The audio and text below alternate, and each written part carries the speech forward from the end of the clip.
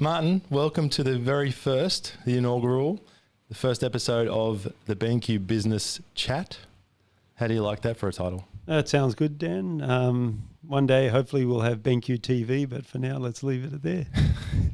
Thank you. Well, we've got the camera set up today, so the viewers can see us and then the listeners can listen to us. But first of all, I'll introduce you and then you can introduce me. No, I'll introduce myself.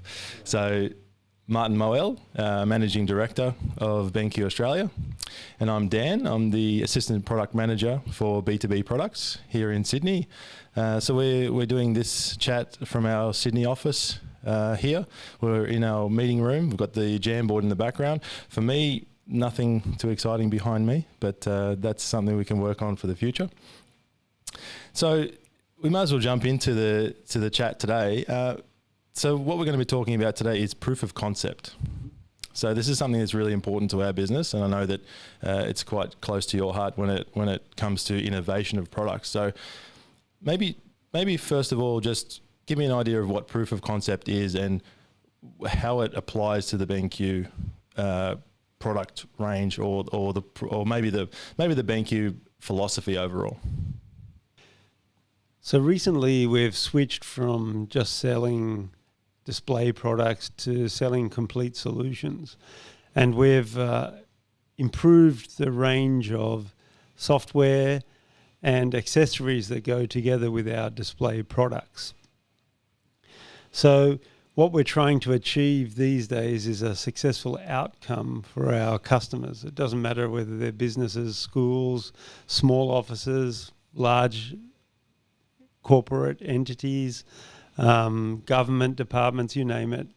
At the end of the day, selling the right product that's fit for purpose is very important to us. So in terms of proof of concept, we need to make sure that the solutions we're offering and the solutions that are being installed are what the customer actually needs, and it addresses the pain points that they have.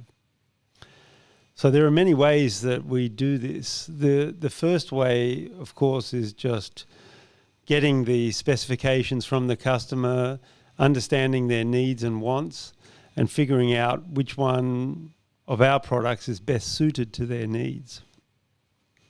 Then depending on the product, it's very easy to hand carry a monitor or a projector, a small projector, into their office environment or their meeting room environment and set it up and run a quick test. But ultimately, if the solution's quite big and it encompasses many rooms or multiple requirements, then various pieces of equipment will have to be tested to see that they work in that environment that the end user has. And we're lucky because most of our products, especially the large format displays that we have, whether they're touch or non-touch, they're OS agnostic. So no matter what operating system the end user has, we should have a solution that meets their needs.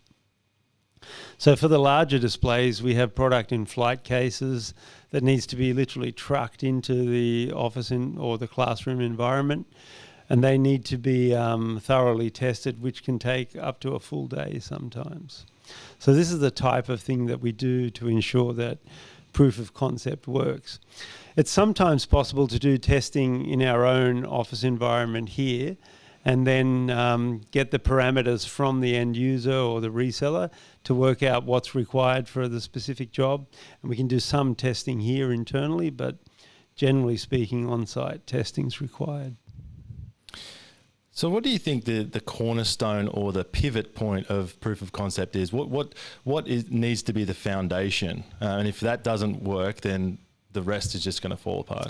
So what I find is in every facet of our business, we need to have team members who are knowledgeable, capable, and understanding of what has to be done. It doesn't matter what the task is. We need to ensure that our internal training has set up the employee to be able to do what they need to do, whether it's in the office or in the field. So for me, it starts with that. Our guys need to be on top of the internal training that we're doing, whether it's just locally here in Australia or whether it's online with our head office in Taiwan, but ensuring that the knowledge base is set up internally here. That's the core and the fundamental that we have to get right before anything else. Of course, we need samples that are working and in good condition, that are going to perform when they're out there in the field testing. But at the end of the day, if you have the right product, but the team member from our side doesn't know how to install it or use it, then everything doesn't fall into place after that.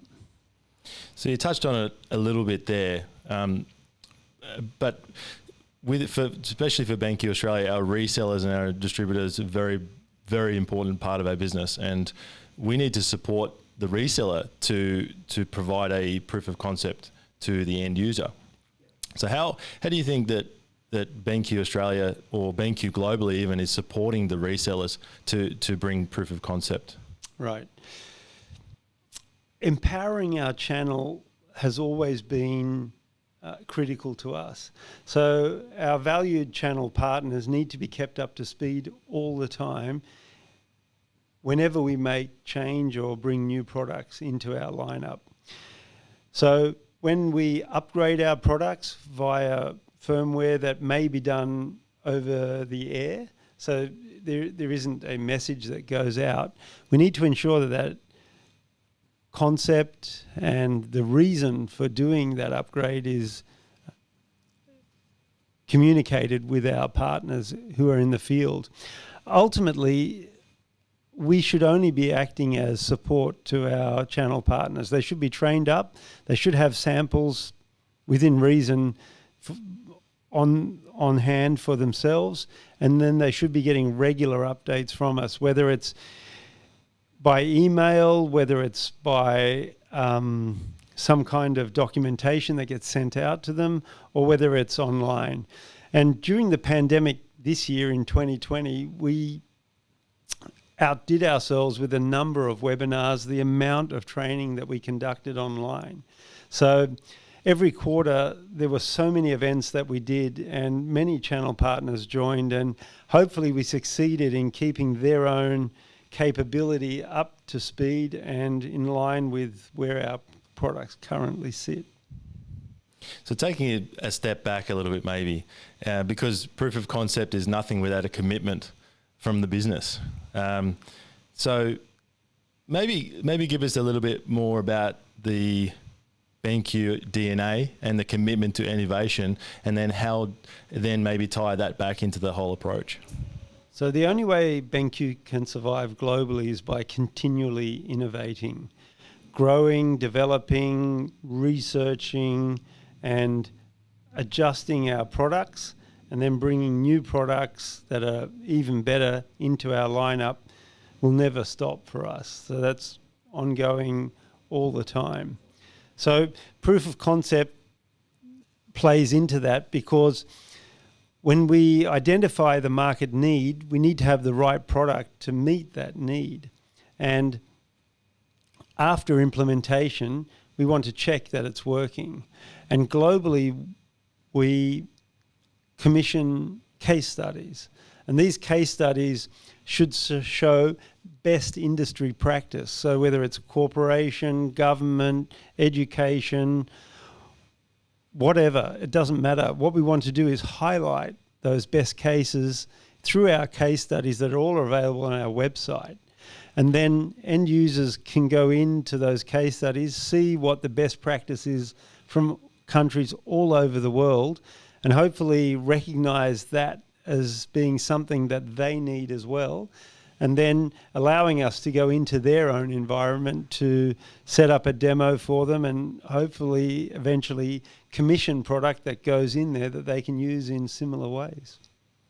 And you're mentioning about the product. So fast forwarding a little bit to the product range or to the types of products that we are using for schools, enterprise, corporate, and we're building case studies as a part of that. But BenQ has had a strong commitment to Smart Projector this year. So we've pushed this product to market. We've done a lot of a lot of awareness around it, a lot of marketing around it, and a lot of training and trying to get the understanding about what Smart Projector is all about.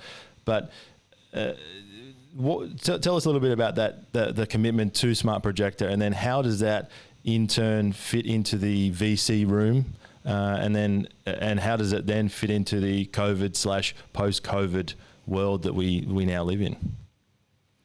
So at our core, BenQ is a specialist professional display manufacturing company. We have multiple products that customers can buy that emanate from specific technologies. So it could be LCD panel technology, or it could be projection technology. These are the two big technologies that we're focused on. Traditionally, BenQ has been very focused to innovate products that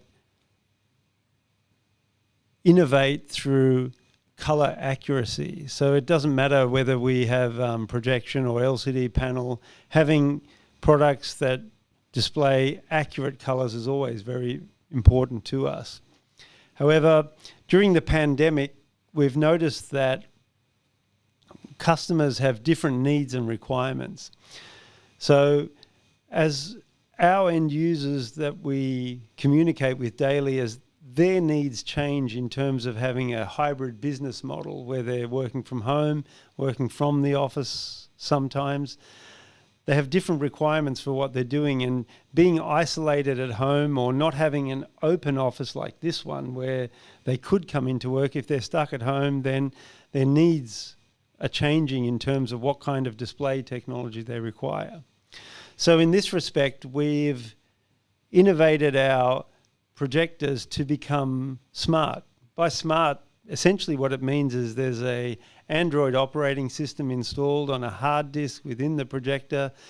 The product has Bluetooth, Wi-Fi built in, so that essentially that hardware then mixes with our own software that's also built in, and then the end user can add apps and other software that they want to into the technology.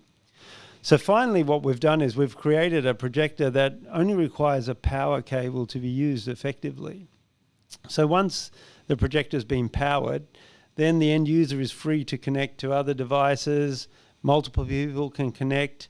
They can source contents directly from the internet and this kind of place. So what it enables them to do is to become quite free in the way that they can use it. So previously they may have been tied down to having a desktop or a laptop computer attached to it to get the contents up, or they maybe have had to find some other way to see the contents that they want to. But with a smart projector, they're quite flexible in how they can set it up. And because projection technology allows a displayed image to be quite big, if you have, for example, a Zoom or a Skype or a Teams call where you have many people on it and you want to split the screen between contents and seeing the faces of the participants in the meeting, you could have, say, a 100-inch image projected from 1 or 2 meters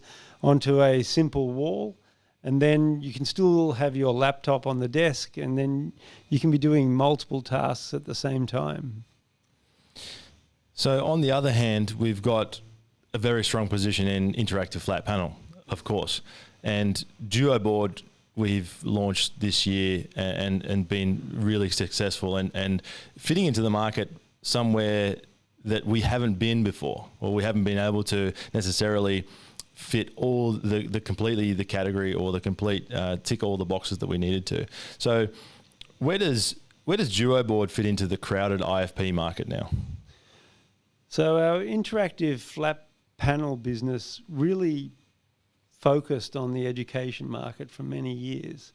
However, as the technology improved and the market developed, we really saw that corporates or governments or even small, medium businesses started to embrace the technology as well.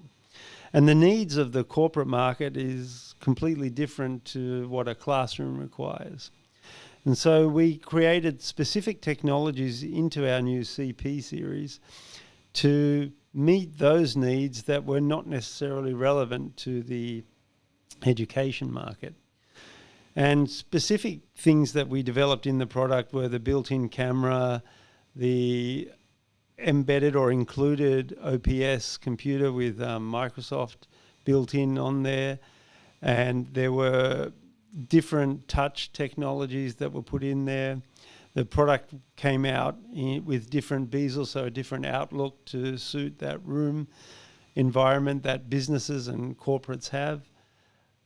The pen requirement was different as well. The ability to connect two boards together at the same time, the ability to have multiple operating systems working at once on the same panel. All of these needs we found after talking to different end users who enlightened us to these needs. So it took years to develop the product. We've come out with a product to meet those needs, and it's being well accepted. So coming back to proof of concept again. So talking about two really unique and uniquely positioned products in the market, how does Smart Projector and Duo Board sort of work together to make proof of concept easier or to streamline when it comes to the end user, but maybe even the reseller or the integrator? Yeah. So a different scenario for Smart Projector and interactive flat panel to be used together would be the type of environment where you have the requirement for two separate displays. And by this I mean you'll have the need for one display to be perhaps 200 inches or 180 inches in size, something quite big, because you may have a very large audience that's seated far away from the speaker or from the person who's delivering the contents.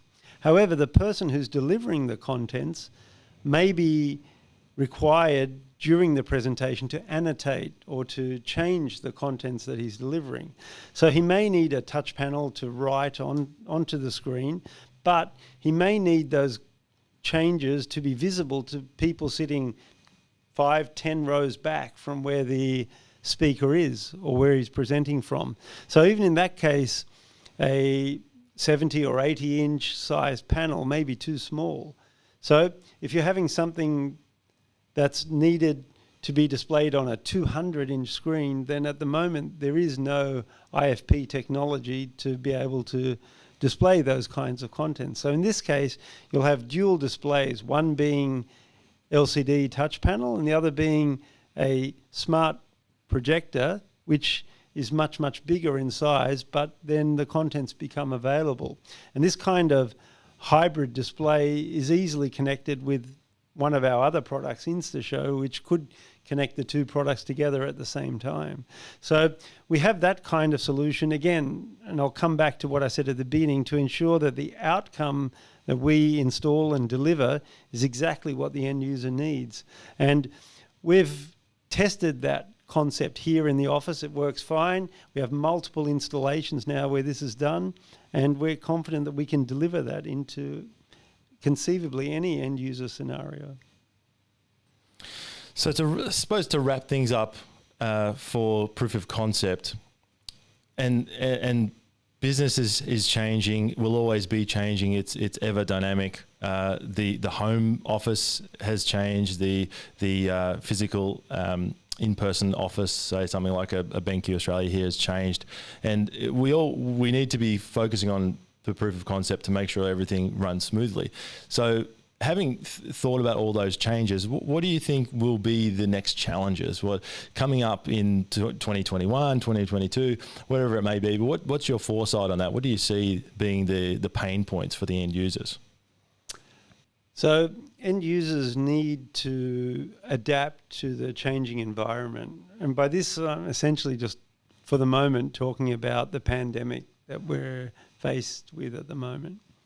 So the way people are using technology in the office somehow needs to be portable, or it needs to be able to be transposed into any environment that the end user finds themselves in. It could be that the work environment becomes smaller, or it could be for some people in some countries that the work environment becomes bigger because suddenly they're no longer limited to their own cubicle. But if they're in an office environment and in the past they were just standing up to go to see someone from a different area or a different department, now they have to do it online. They need to be connected, and they need to find a way to show themselves, show their own contents, or share their contents with other people via the online environment. So these are the challenges that people need to embrace to maintain their productivity during this time. And technology goes a long way. It doesn't go the whole way, but it goes a long way to solving these challenges that people have over time. The product that we're bringing out, it doesn't matter whether it's interactive flat panel, smart projector, connectivity devices, you name it, or it's simple LCD monitors with eye care built in that relieve stress to eye strain, for example. These kinds of products all help people achieve the goals that they want to achieve during this time. It's a very exciting time. I mean, it's been a tough year in 2020. We all know that. But it's something that we as a business here in BenQ Australia, but also globally, we're here innovating, and we're making sure that we're ahead of the curve, and we're pivoting to what the needs are of the end user. So thank you so much, Martin, for sitting with me. This is the very first BenQ Business Chat. I don't know whether that's the best name for it, but we can definitely workshop that. Thank you to all the listeners. Thank you to all the viewers watching on LinkedIn, on YouTube. If they want to find out more about BenQ Business products, you can go to benq.com.au and go up to the top of the screen where it says Business Display, and you can go onto the Business Display site. Anything else in closing, Martin? Thanks, Dan. It's been a pleasure. With the naming of this show, let's stay agile. Let's run with it. Let's take on the challenge and let's run with it. Perfect. Thanks, Dan. All right. Cheers. Bye.